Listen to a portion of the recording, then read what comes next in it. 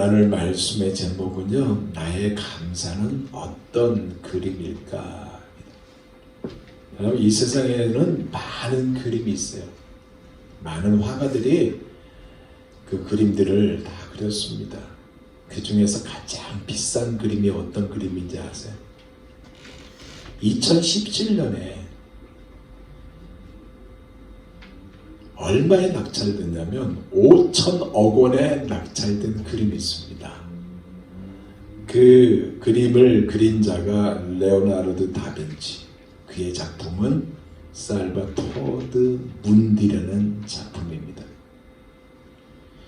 이 그림이 최근까지 사우디아라비아 그 왕세자 무함마드 빈 살만의 요트에 걸려 있었던 것으로 조사되었는데, 그 다음에는 사우디 내부의 어떤 비밀 장소로 옮겨졌다는 이야기가 전해지고 있습니다.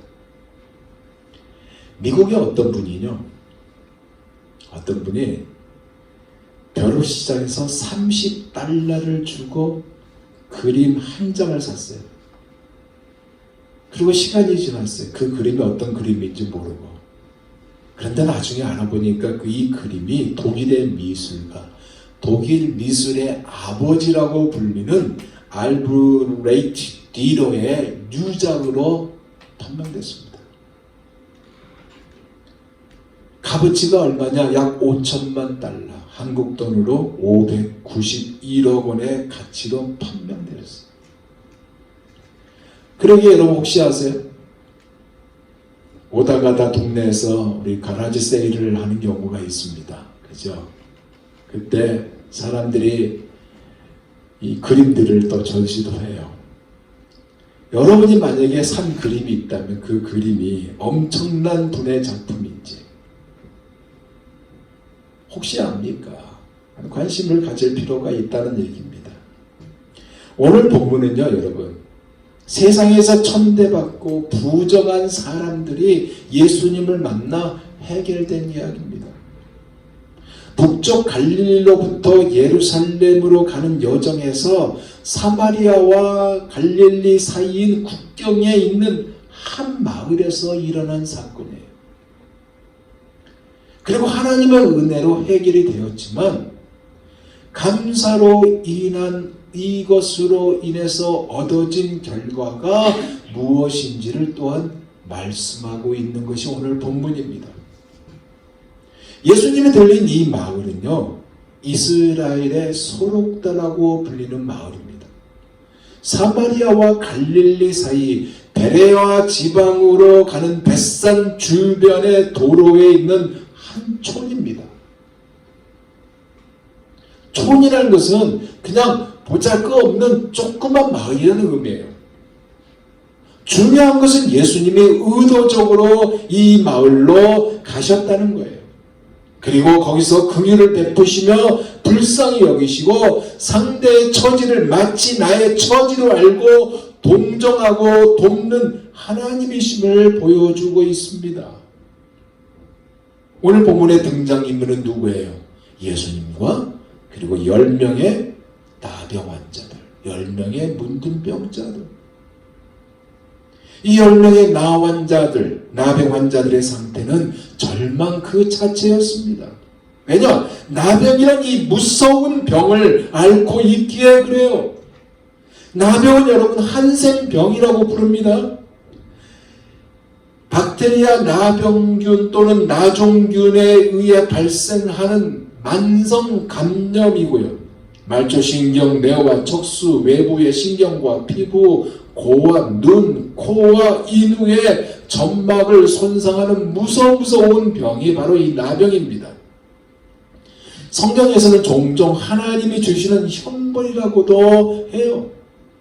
민수기 12장 10절에 보면요, 미리암이 모세에게 대항하다가 하나님이 이 병에 걸리게 하는 것을 볼 수 있습니다. 들어보세요. 구름이 장막 위에서 떠나갔고 미리암은 나병에 걸려 눈과 같더라. 아론이 미리암을 본즉 나병에 걸렸는지라. 이 병은요, 자연적 치료가 불가능한 병입니다.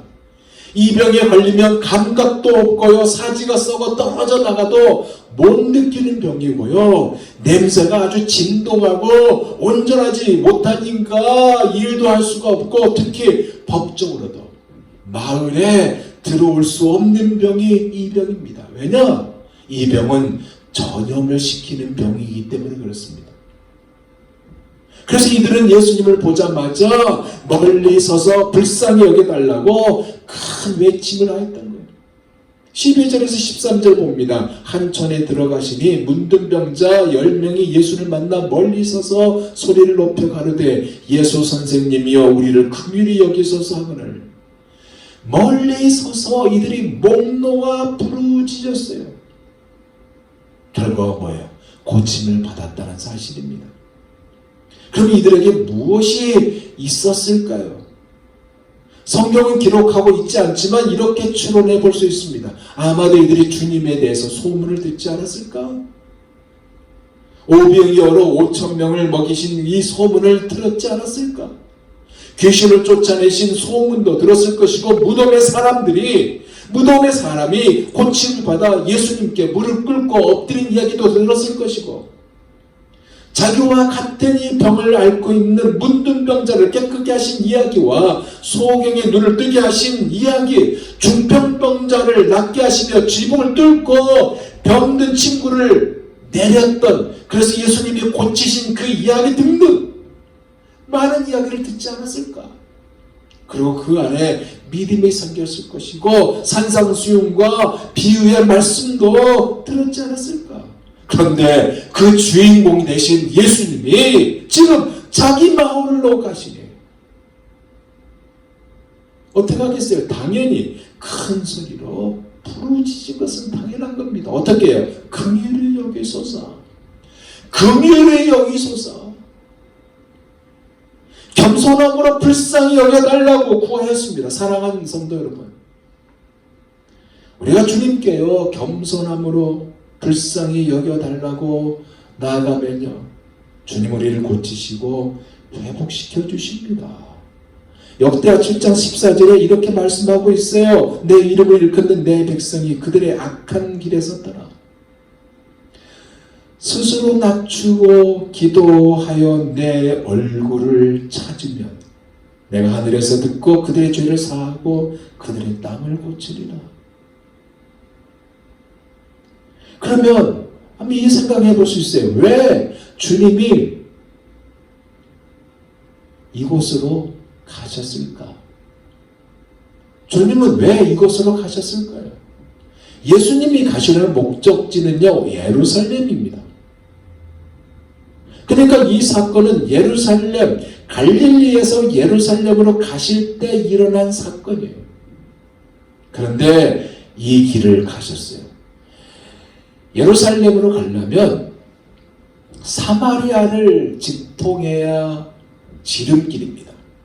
근데 유대인들은 사마리아를 직통 안 해요. 왜? 그들을 천대하기 때문에. 그래서 돌아갑니다.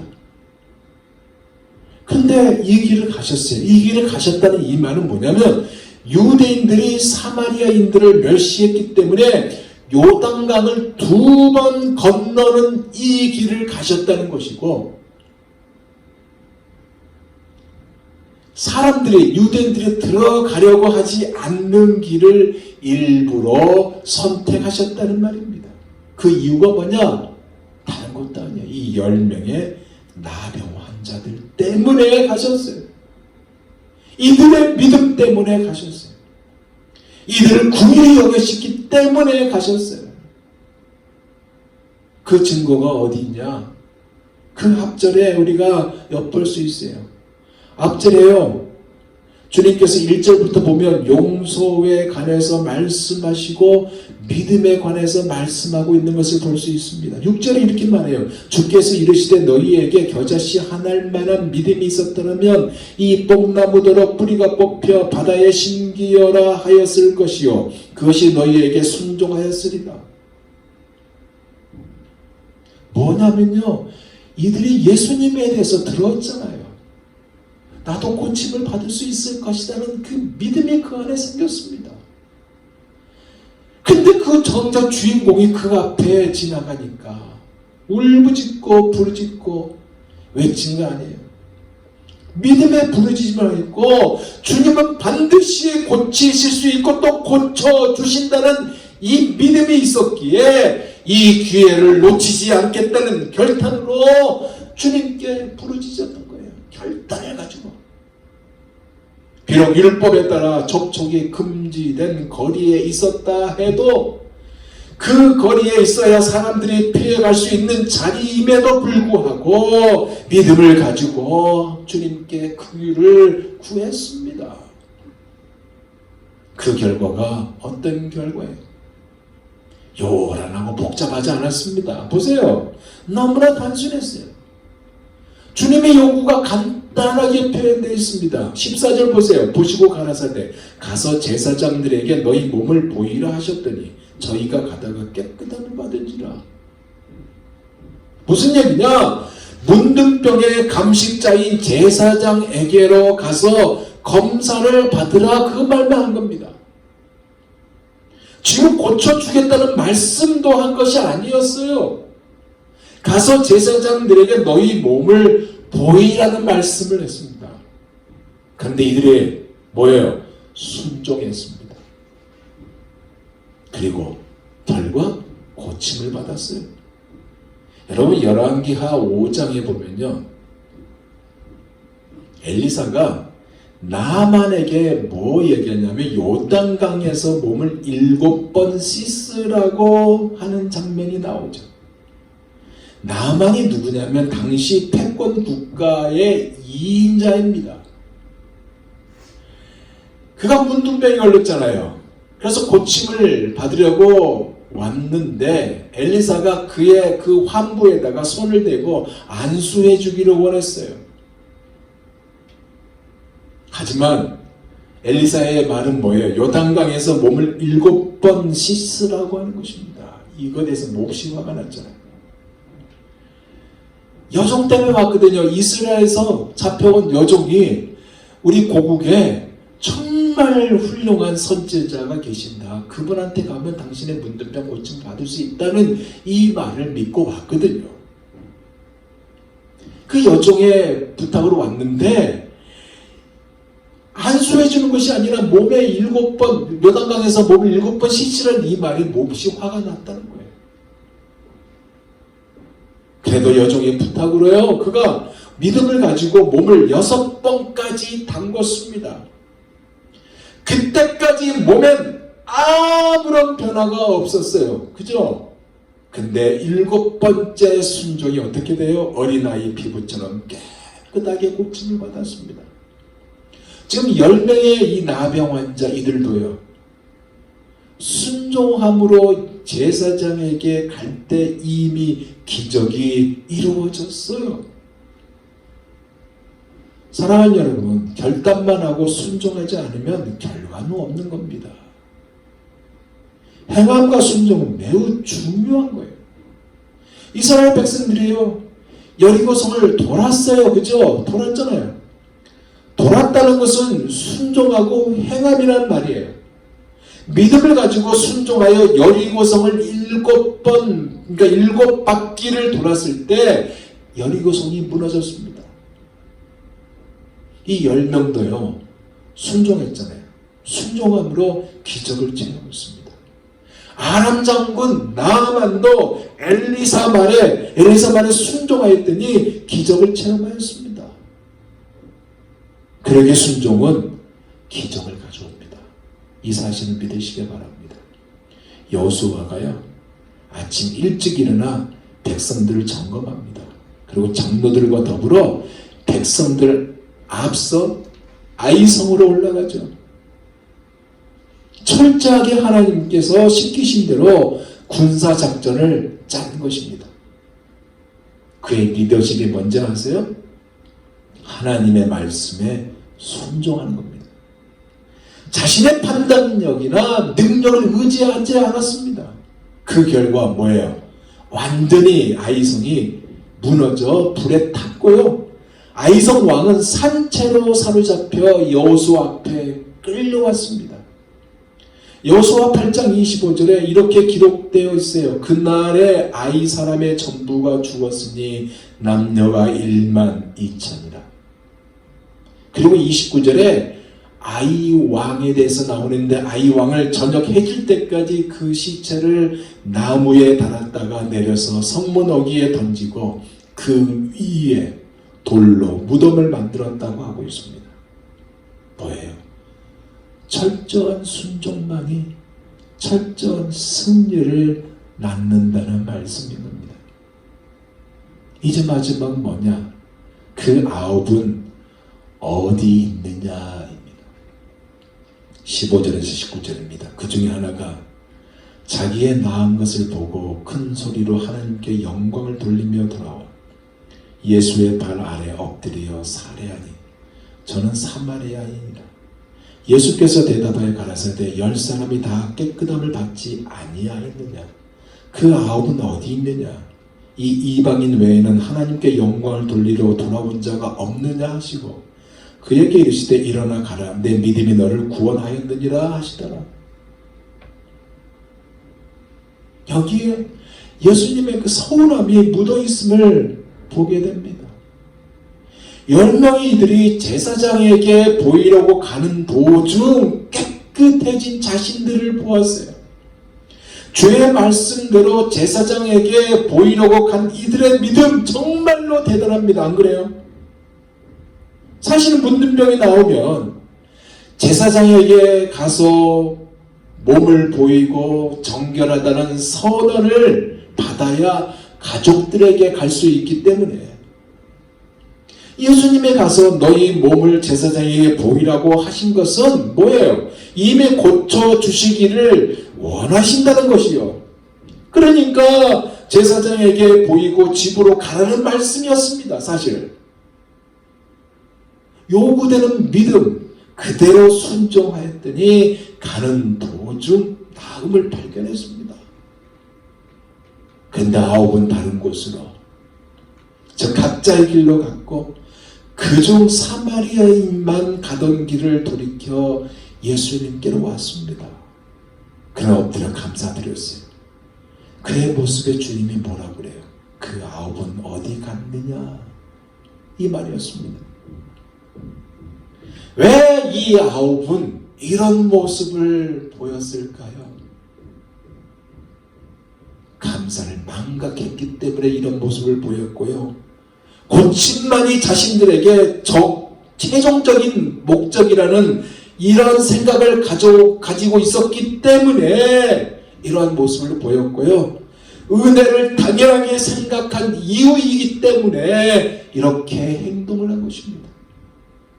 반면에 사마리아인은 고쳐주심의 감격을 가지고 큰 소리로 엎드려 감사했고 물질로도 감사했습니다. 제사장에게 몸을 보이고 그동안 만나지 못한 가족과 사회로 돌아가는 것도 중요하지만 자신을 낫게 해준 주님께 찾아와 감사하는 것이 더 중요하게 여겼습니다. 여러분, 감사는요 마땅히 해야 하는 의무입니다. 선택이 아니에요. 보세요. 사마리아인이 병고침을 받은 것 외에 받은 것이 무엇이 있다고 말씀하고 있습니까? 칭찬과 구원의 선물이었어요. 내 믿음이 너를 구원하였다. 하나님은 항상 여러분 감사하는 자에게요 축복을 주십니다. 그의 축복을 교만한 자의 손에서는 거두십니다. 하나님은요 겸손한 자에게는 늘 이 축복을 언제나 허락하시는 거예요. 그가 병고침을 받은 것 외에 칭찬과 구원을 선물로 받은 이유가 뭔지 아세요? 생각해보세요. 이름 없는 문둥병자입니다. 손가락질 받는 저주받은 이방인입니다. 하나님의 사랑도 받지 못한 자인데도 불구하고 그가 생각하기를 용서해 주시고 치료하시면 이 자기의 이 깨끗해짐은 나 같은 죄인인데 나 같은 죄인이 용서를 받고 이 죽음의 질병에서 저주의 병에서 구원을 받은 것을 이 사람이 알았던 것입니다. 내가 무엇이 간데 나를 이렇게 하나님의 긍휼과 자비하심을 베풀어 고쳐주십니까? 라는 그 마음을 이 사람이 가진 거예요. 그래서 이러한 믿음이 그에게 이미 있었고, 주님이 지나가니까 큰 소리로 기도하며 온 힘을 다해서 목이 터져라 큰 소리를 쳤고, 고쳐주신 그 마음에 감격하여 그 큰 소리로 외친 그 목소리로 하나님께 감사를 드렸던 것입니다. 우리에게도 이 은혜가 가득하기를 원합니다. 고침을 받은 사람은요, 감사가 없는 이전의 모습이 아니에요. 예배자로서 엎드렸습니다. 왜냐하면 감사는 생각을 바꾸기에 그래요. 때때로 하나님의 은혜를 잊어버리고 살아갈 때가 우리에게는 얼마나 많이 있습니까? 눈에는 보이지 않아도 하나님의 은혜가 오늘도 우리의 옷을 입히고 있다는 이 사실을 여러분 잊지 마시기 바랍니다. 하나님의 크신 은혜를 받고 살아가는 사람이라면 여러분, 그 은혜에 감사하는 것은 마땅한 도리예요. 은혜는 뭐예요? 하나님께서 죄 많은 인생에 값없이 베풀어 주신 조건 없는 호의가 은혜 아닙니까? 이 은혜가 하나님에게서 나온 것인데, 감사는 마땅히 은혜를 받은 우리에게서 나와야 하는 것입니다. 이제 말씀을 마무리할게요. 오늘도 하나님의 은혜를 깨닫고 그 은혜에 감사하며 사는 사람 많을 것 같죠? 여러분, 많지 않다는 것이 오늘 본문을 통해서 보여주고 있습니다. 지금도 예수님은요, 안타까워하면서 그 아홉은 어디 있느냐라고 묻고 계십니다.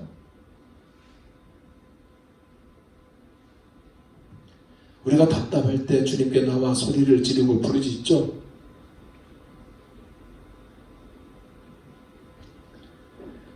문제가 해결되었다면 답답할 때 큰 소리로 부르짖었던 그 같은 볼륨으로 하나님께 감사드릴 수 있는 우리가 되길 바랍니다. 제가 아는 모르는 목사님이 젊은 나이에 췌장암으로 주의 부르심을 받았어요. 그 암에 걸렸을 때 기도를 참 많이 갔습니다. 그리고 많은 기도를 했어요. 많은 사람도 만났습니다. 병을 낫게 해달라고 기도를 계속 했는데 결국 낫지 않고 하나님의 부름을 받았어요. 그가 많은 사람을 만날 때가 임종 3개월을 남겨두고 있을 때였습니다. 많은 사람을 만나서 회개하고 용서를 구했습니다. 아주 작은 것이라도 그 사람의 상처를 줬다고 생각하면 그 사람을 찾아가 용서를 구했어요. 사랑하는 사람에게 고맙다고 말 한마디도 못했던 자기 자신을 발견했습니다. 그래서 임종 3개월을 앞두고 사랑하는 사람에게 고맙다고 말하는 자기 자신이 되었고, 감사한다고 말을 했습니다. 이것을 눈 감기 전까지 하였어요. 사랑하는 여러분, 감사는요, 모든 것을 회복시킵니다. 사마리아 출신의 이 나병 환자는 해방된 순간 모든 것이 예수님의 은혜인 줄을 깨달아 이 기쁨에 못 이겨 예수님 앞에 달려와 무릎을 꿇고 머리를 조아리며 뜨거운 눈물을 쏟았습니다. 이 은혜에 감사하고 또 감사하며 영광을 돌렸고, 그랬더니 그가 들은 말이 뭐예요? 주님께서 주신 말씀이 뭐예요? 가라, 내 믿음이 너를 구원하였느니라. 이거 아세요? 여러분, 감사는요, 성령 충만과 밀접한 관계가 있다는 거. 우리가 은혜 충만한 삶, 기쁨 충만하고 행복 충만한 삶을 살기를 원한다면 감사가 먼저일 거예요. 왜냐? 감사는 하나님의 뜻이기 때문에 그래요. 그래서 데살로니가 전서 5장 16절에서 18절 이렇게 말씀하고 있잖아요. 항상 기뻐하라. 쉬지 말고 기도하라. 범사에 감사하라. 이는 그리스도 예수 안에서 너희를 향하신 하나님의 뜻이니라. 여러분 이거 아세요? 우리도 나병 환자였어요. 영적으로 나병 환자. 썩어 문드러져서 죄로 부패해져가는 죽을 병에 걸린 이런 부패한 삶을 살았던 자가 영적 나병 환자가 우리였어요. 죽고 나서도 영원토록 고통을 받는 병을 가졌던 자가 우리란 얘기입니다. 왜? 죄로 말미암아. 우리 스스로 썩은 냄새와 그 증상을 알아차리기 힘들었어요. 왜? 죄로 말미암아. 근데 하나님의 사랑이 예수 그리스도로 말미암아 고침을 받아 하나님의 자녀가 된 우리 아닙니까? 근데 왜 우리에게 감사가 점점 사라지고 있을까요? 왜 감사가 우리에게 없는 것일까요? 받은 큰 기쁨, 마땅히 돌려야 할 영광, 그 속에서 솟아나는 한없는 감사와 이 기쁨을 만약에 캠퍼스에 여러분이 화가가 되어서 그린다면 어떤 그림을 그리겠습니까? 여러분이 진짜 그림을 그린다면, 감사의 그림을 그린다면 어떤 그림을 그릴 수 있냐 이거예요. 원하기를 시편 136편 1절의 고백처럼 우리가 그리기를 원합니다. 여호와께 감사하라. 그는 선하시며 그 인자하심이 영원하미로다. 여러분 이번 한 주간에 감사의 그림을 그려보세요. 작은 것이든 큰 것. 여러분에게 임한 그 감사의 그림을 그릴 때 감사의 볼륨도 부르짖을 때처럼 똑같은 볼륨으로 주님께 감사하면서 그림을 그려갈 때 여러분에게 은혜 충만, 성령 충만, 감사 충만이 임할 줄 믿습니다. 이 은혜의 주인공이 다 되시기를 예수 그리스도 이름으로 축원드립니다. 기도하겠습니다. 하나님, 나는 나병 환자입니다. 그것도 영적으로 나병 환자였습니다.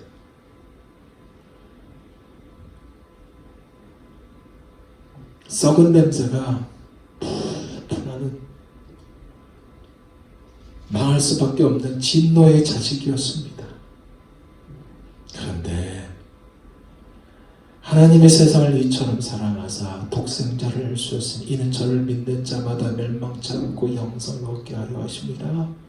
하나님의 사랑이 우리에게 임하였고 이 하나님의 사랑이 당장이 아니라 창세전에 예정하시고 특정하신 하나님의 은혜와 사랑이었다는 사실을 알게 되었고 하나님의 자녀 삼아주시며 영원한 생명을 주심을 감사합니다.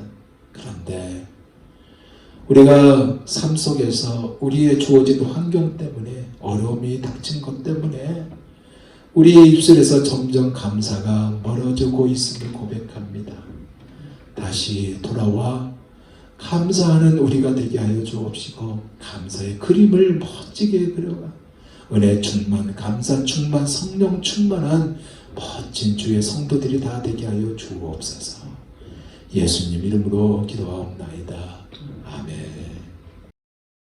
아멘.